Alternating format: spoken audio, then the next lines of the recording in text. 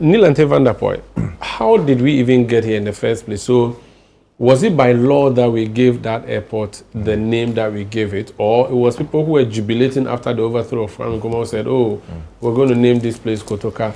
And how come over the decades it remained Kotoka International Airport, only for us to be planning to remove it, 60 years after its overthrow now? Because that people wonder, okay, why now?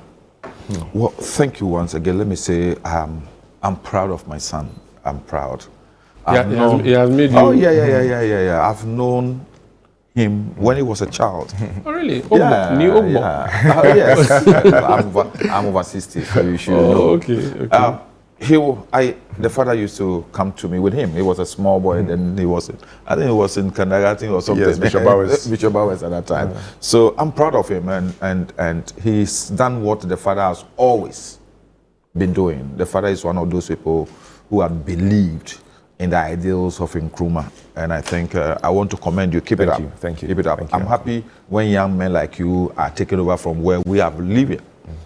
So, Sanda, the issue of Kotoka International Airport has been on the banner for long, not today. It even started during the time of President Hilary Liman. Parliament even had the time to discuss it.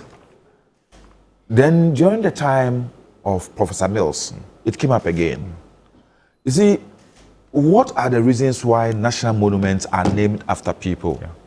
To serve as reminder, to serve as, let me say, idolizing the people, to serve as an example to the youth who are coming up, to people who have role models out of them.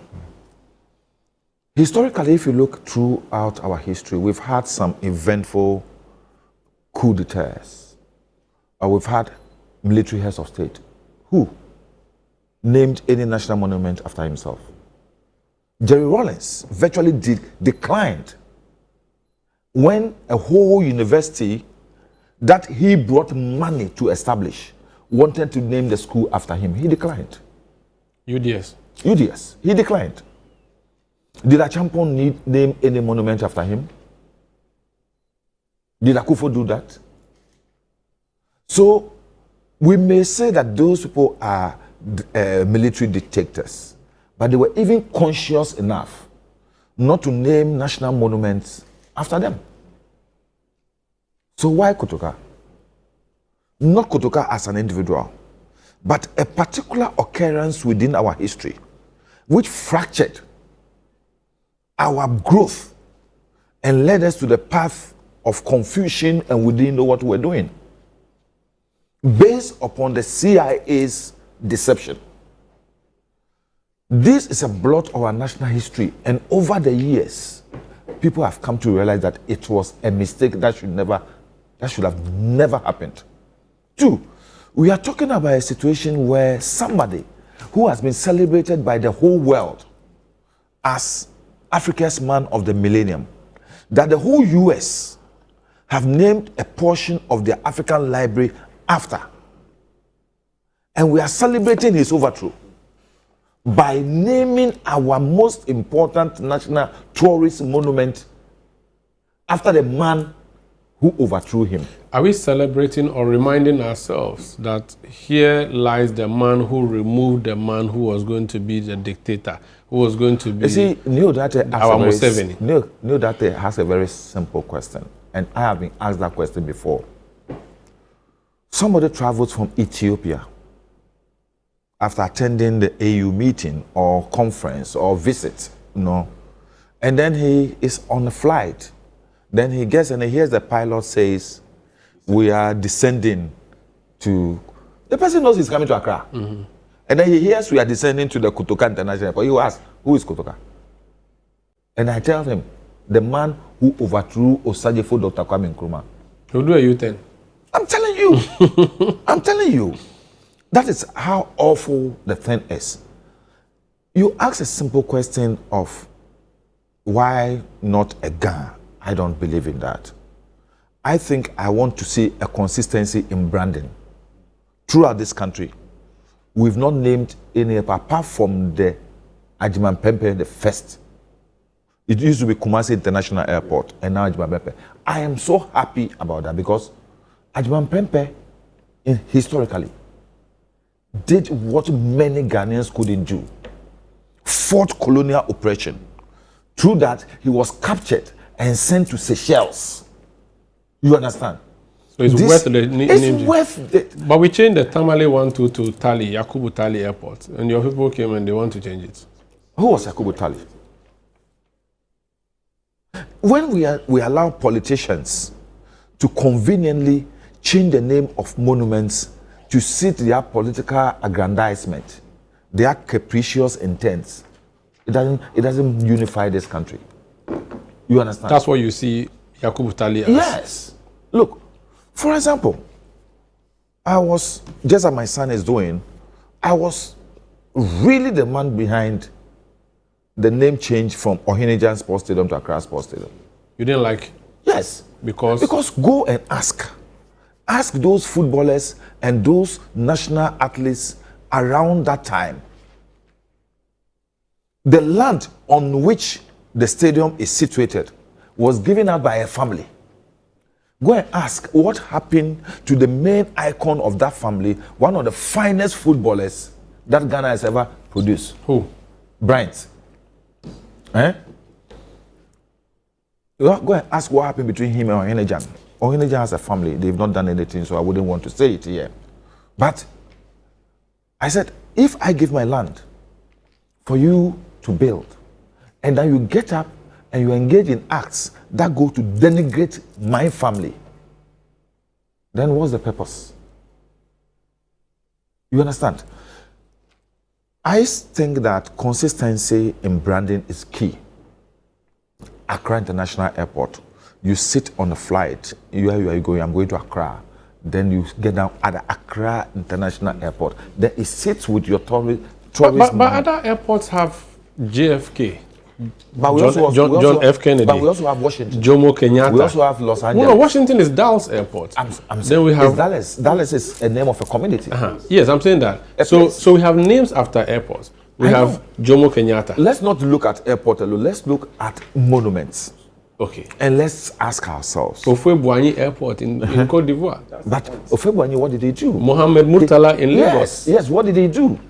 So Murtala was a cool man. But what did he do after? He built Nigeria. Up to today, Nigerians celebrate Murtala. And who did he remove? He removed another military dictator. Who was not the founding father of Nigeria. You understand? So that justifies it. But so if the name at our airport was any name than Kotoka, you will not have a problem. If it was not a cool leader who removed Nkrumah, for instance, if it was Tete Kwashi International Airport, you wouldn't have a problem. I would be happy. Because Tete Kwashi has done something monumental. If it was Osetutu International Airport, you don't mind. I know. Don't mind. If it was Rawlings International Airport, International Airport. When Rawlings himself did not allow any monument to be named after him, you won't force it. I won't force it. Okay, so if it was any, but for example, we have Rawlings Park. Yes. It wasn't Rawlings who said it was Rawlings Park.